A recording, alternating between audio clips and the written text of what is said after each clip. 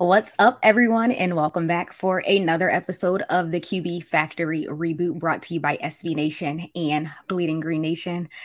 The week is finally here. It's Monday. We're recording on Monday, April 25th, which means that we are only 3 days away from the 2022 NFL Draft, and it's crazy. I can't believe it. You guys probably won't hear this episode until Tuesday morning, but I'm your host, Raichele Privette.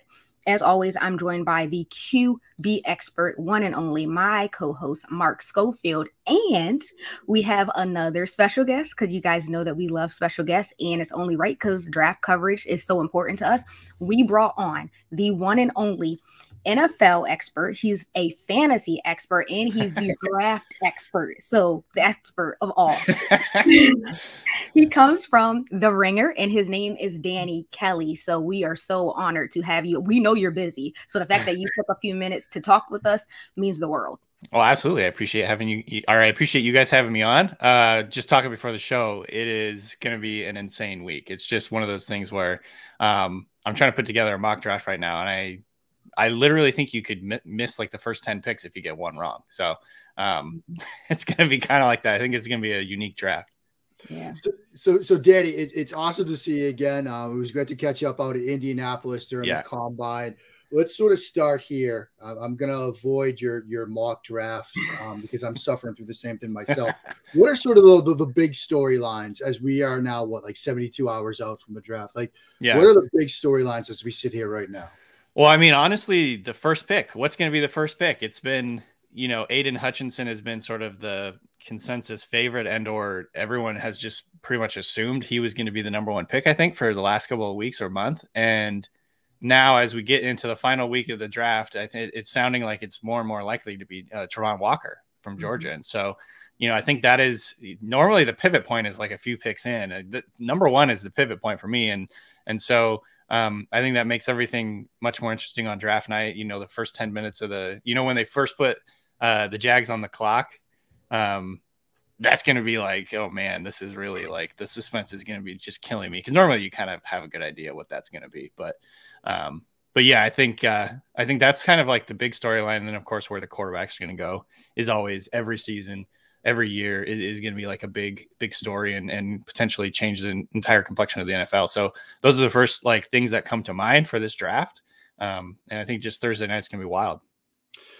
Danny, let me follow up with the Walker thing because, we're recording this on Monday and I'm sure like you guys, I woke up and I'm like, wait, Walker is now the odds-on favorite to go first overall because for months now it's been Hutchinson, and I've made the case for maybe one of the offensive linemen, but now we're seeing are you buying Walker to Jacksonville at 1? Like, are you going to put that in your mock draft?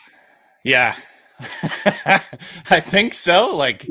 My mock draft, I believe, comes out on Wednesday, so I have a little bit of time to change my mind, but I think right now that's what it seems like. And it doesn't feel like smoke either. I think there's enough a belief out there that Trent Baalke is enamored with Walker. He's enamored with particularly the length. Obviously, both Hutchinson and Walker are very athletic guys, but where Walker really stands out, he has like 35+ inch arms, and Hutchinson on the other hand is like 32 or sub 32. It's like he has like a really low percentile arm length. Yeah, it's like 7th or something, right? Yeah, and so that is a big deal. I mean, I don't think that's something that we can ignore and just chalk this up to like, oh, pre-draft smoke, like a blah, blah, blah.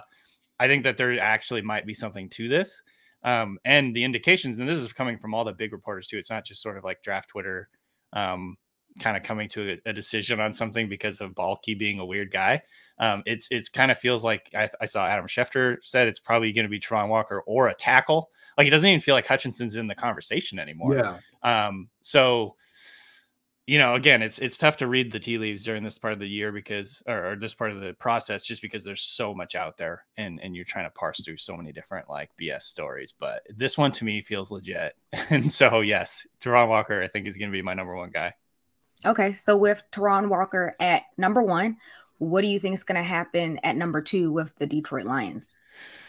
Yeah. And so again, this is where I think it gets really tough to do, like particularly to do a mock draft, because like I think if Hutchinson was going to be number 1, I was gonna put Kayvon Thibodeau at number 2. Right. But if Hutchinson is on the board at number 2, it's kind of hard for Detroit. I think it will be hard for Detroit to like pass up on Hutchinson. I think a lot of the fans already assume he's just like a perfect culture fit for what the Lions want to do. Obviously, Dan Campbell is kind of like the bite your kneecaps off type of guy. Hutchinson seems to fit that. He's a local kid. It just makes a lot of sense, but there's also just a ton of smoke that the Lions love Thibodeau. They've done a lot of work on him in this pre-draft process. I believe they went out to his pro day, and they've done a lot of things. They've had him out to their facility, like all this stuff. There's a lot of smoke lately that Thibodeau could be their guy. So again, that's a number 2, the spot where I'm very, very torn. I don't know whether it's going to be Thibodeau. I think it comes down to Thibodeau and Hutchinson, and then there's also some indications that they could maybe take a corner there, Sauce Gardner. But I lean Hutchinson just because, just the fit seems very, very, it's just like he fits like a glove there. But I think he's a real option too. When it comes to Thibodeau, Danny, like we've had this weird slide where like before the combine, after the combine, it was like, oh, he's kind of fallen in the eyes of teams. Like they're worried about his interests outside of the game. And, Yep. They don't know if he loves it. Do you think that we've sort of seen that stop, like that, like, that bleeding has stopped there, and we're going to see him still come off the board 2, 3, 4, somewhere within the top 5?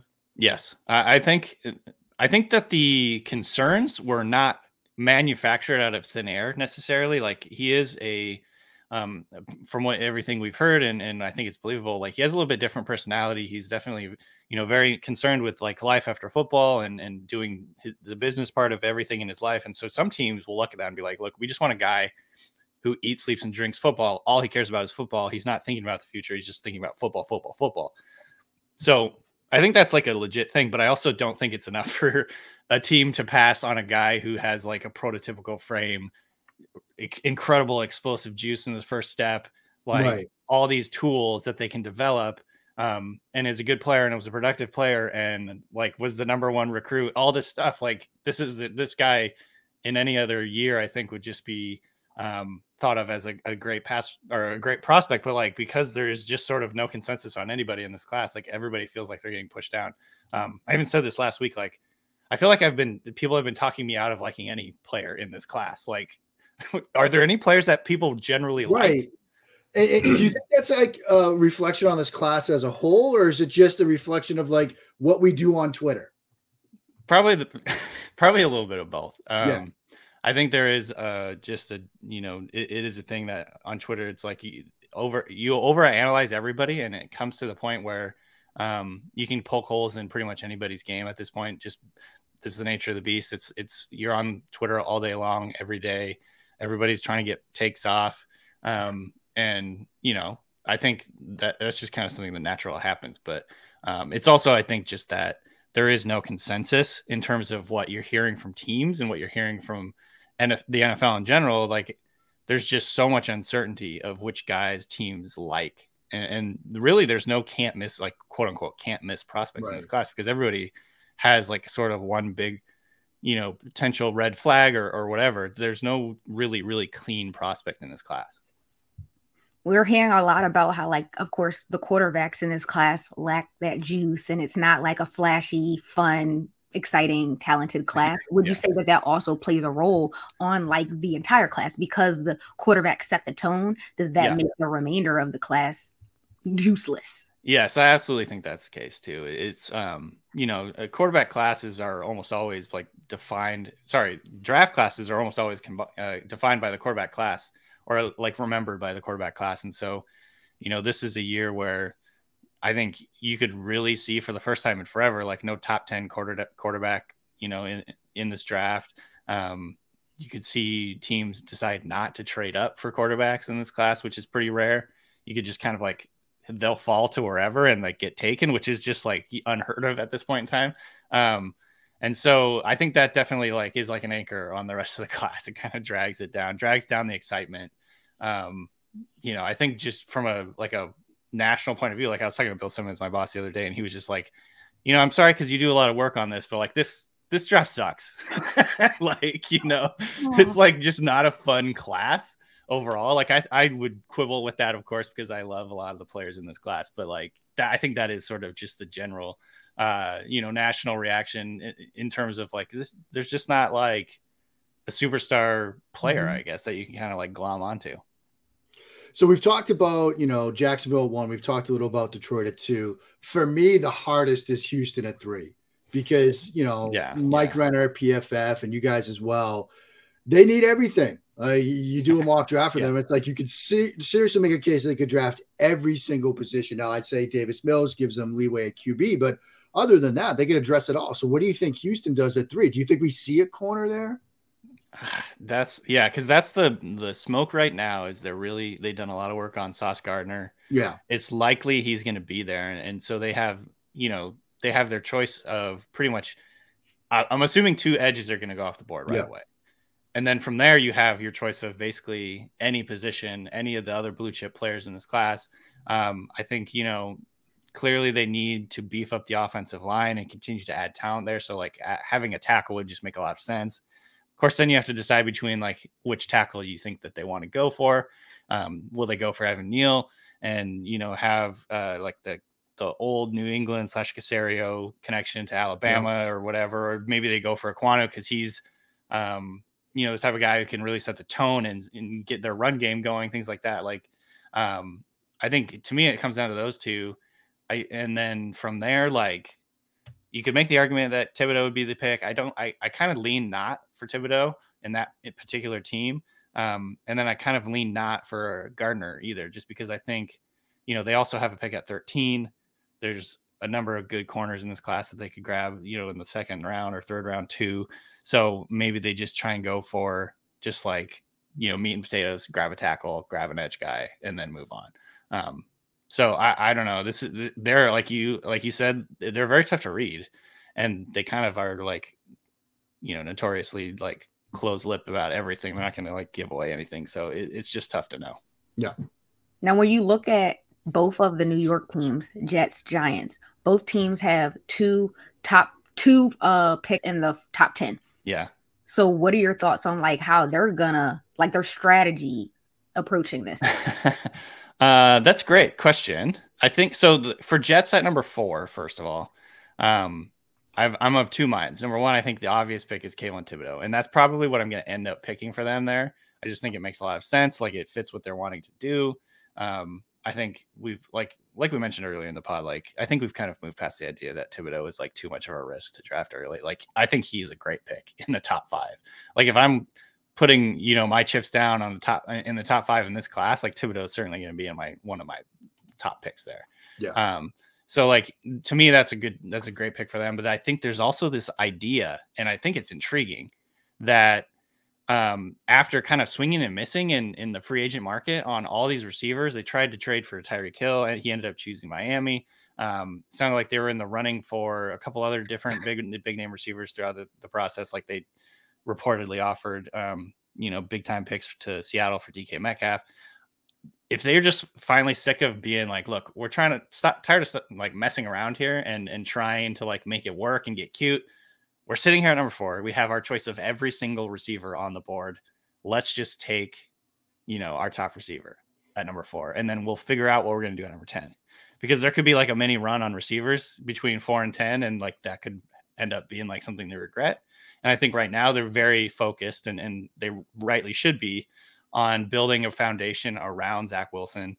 And so I think the dark horse pick for them for the Jets would be like a receiver at number 4. And again, that would like change the entire complexion of the rest of the top 10. Because then you have Kayvon Thibodeau falls, and then New York has to make a decision. And then you still got several tackles on the board. You still have several corners on the board. And it could fall any certain way. But so I think that number 4 spot is going to be very intriguing. I think the chalk pick would be Thibodeau, but I could also see them going with a receiver. And then for the Giants, I don't know. It just, to me, tackle and corner or tackle and edge. Again, it's just kind of like meat and potatoes draft. Or I could see them trying to move back if they can. But it doesn't sound like there's like a ton of interest for teams moving up. So we could end up just seeing teams stick and pick in the top 10 here. They're both New York teams, and with the Giants, to me, it'd be just like the premier positions: tackle, edge, corner. Carolina sitting at 6. They have 2 glaring needs: quarterback and tackle. They have 1 pick until they pick again at 137. Danny, how do they solve both of their needs with that one pick at 6? Well, the obvious answer would be to trade back. But again, like I just said, it doesn't sound like a lot of teams are trying to trade up. And so they probably have to take a discount on that pick in terms of like the value that they're getting relative to the Jimmy Johnson trade chart or whatever, teams are using these days. And so if no one's really wanting desperately to move up that spot, and again, maybe someone wants to move up for a non-quarterback, that could be something I could see for sure. If Kayvon Thibodeau falls a little bit, I've heard rumors that some teams would be willing to move up for him. Or maybe it's the Sauce Gardner situation where, if he's still there, like teams will move up to grab him.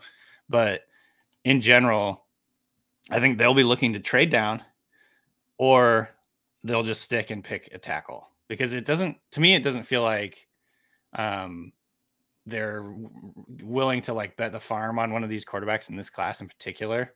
Of course, anything can change because, Rule is on the hot seat and all that. And I believe he has ultimate decision-making in Carolina, but I just think that they'll probably not pick a quarterback at that spot and try and take like a tackle like Charles Cross or something like that. And just like live to see another day, figure out the quarterback situation later.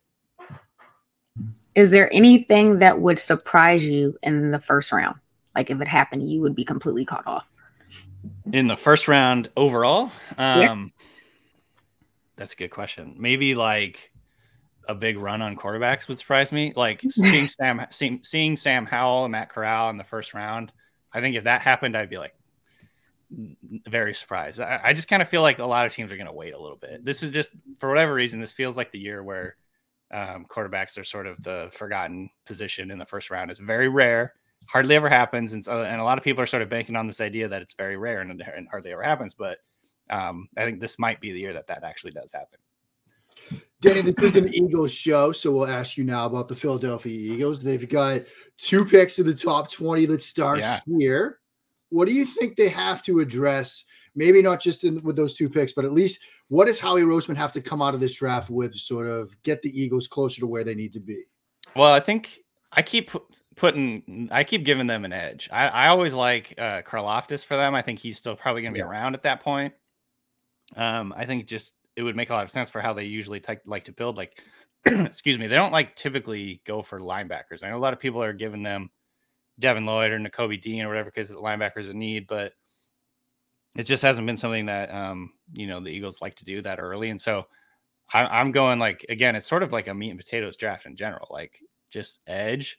I know that receiver is still a need, corner is still a need, and so those are the 3 positions I've typically been kind of circling for the Eagles. I think it was a smart move and the right move for them to trade out and not have 3 first rounders in this draft, just because of the nature of this draft in general. And all the implications that would come around, like having 3 first round picks on your roster at the same time coming, like you got 3 5th-year option decisions coming up at the exact same time, all that stuff. It could be an issue down the line. So, it made a lot of sense for them to trade back, but I keep going back to edge. Grabbing an edge player at that spot, there's going to be, in my opinion, a pretty big cliff in terms of the talent at edge after you get out of the middle of the first round. And so grabbing a guy like Karlaftis would make a lot of sense. If Jermaine Johnson's still there at that spot, like that would be another option for them. And then maybe they reach a little bit and grab Arnold Ebiketie, who I think is a very good edge player. And he might actually go a little bit higher than I think a lot of people think too, just because of his explosiveness and his bend. He is a little bit older, but so a lot of the edge rushers in this class, just based on like the COVID year, kind of messed everything up. And so, edge to me is the big one. And then from there, like corner and receiver. Are there any corners that you sort of like for Philly, whether it's at 15 or at 18? Obviously, like if Stingley or Sauce are there, I think that's a gimme. Yeah. But outside of those guys, like do you like a Booth? Do you like a McDuffie or Elam? Like who do you like at corner after the top 2 for Philly? Yeah, I think McDuffie would make some sense. I really do like Kyra Elam from Florida. Yeah. I like Booth a lot too. It sounded like Booth might be dropping because of like injury concerns. Yeah. So he might not even be in the consideration in the first round, but Elam to me would be a fine pick. I think he's like long, physical. I think he has the type of skill set to go in the middle of the first round, and I wouldn't blink at that. McDuffie to me is another guy who's like, you know, he's a typical Washington, you know, corner, like really scrappy, really quick footed. Reminds me a lot of some of the corners coming out of Washington of late. But I don't know, like, if teams are going to balk at the lack of length, right? The lack of, you know, maybe he's not going to be a man cover corner type guy where you can line him up in any scheme and he'd be okay.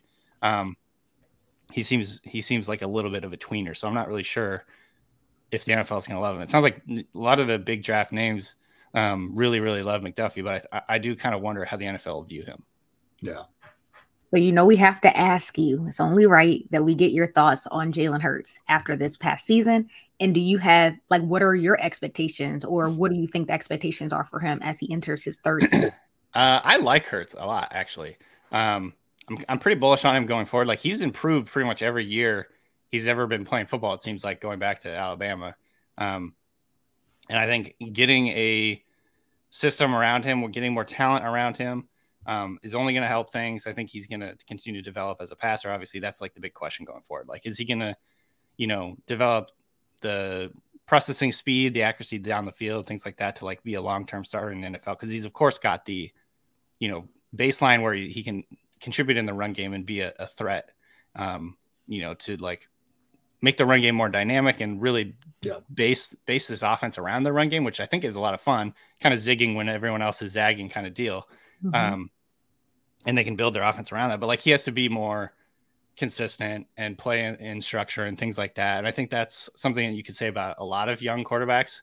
I think that Hurts kind of gets a bad rap because, you know, he's sort of known as like a guy who like bails from the pocket and runs and all that. But you see this with a lot of young quarterbacks. So I'm still bullish on him going forward. But the Eagles certainly have positioned themselves to like have flexibility going forward. And if it doesn't work out this year, then I guess that they'll have a position, they'll have an ability to get out of that and kind of pivot. But I'm still pretty optimistic with what he can do, especially if they add like a receiver in this draft, you know, stay a little bit healthier and kind of continue to like have the natural evolution of this offense with Hurts at quarterback. Well, Danny, we'll get you out of here on this. We'll kind of, you know, give you a chance to sort of tease that first round mock you're drafting. What do you think they do at 15 and 18? I already kind of gave it away, but right now, if I had to guess, like if I'm sticking with what I've got now, I'm going Karlaftis and McDuffie. And I think that would be just a really straight down the fairway type draft for the Eagles. Makes them better in year one. It's maybe not like, neither of those guys might not be like a home run type pick at that spot, but like that's fine at 15 and 18. So yeah, that's what I got right now. There you go. Okay. Do you have anything you want to plug before you get out of here? Sure. Go check out the Ringer NFL Draft Guide. It's at theringer.com, NFL.theringer.com. Sorry, NFLdraft.theringer.com. And then, of course, the Ringer Fantasy Football Draft Guide. Sorry, the Ringer NFL Draft Show is a podcast. I always get it confused because it's the Ringer Fantasy Football Show during the regular season and the off season, then it turns into a draft show. So it's like, for whatever reason, I still can't say the name of my own show anymore. But yes, the Ringer Fantasy Football Show, aka the Ringer NFL Draft Show. Check it out. Awesome. There you go. Thank you so much for your time. Sure, thank you. And that's going to be all for this episode of the QB Factory Reboot. Don't forget to rate, leave a review, subscribe to our YouTube channel, follow us on social media. You guys know the drill. And Mark, you already know what's up. Do you have any last words before we get out of here? As always, go Patriots.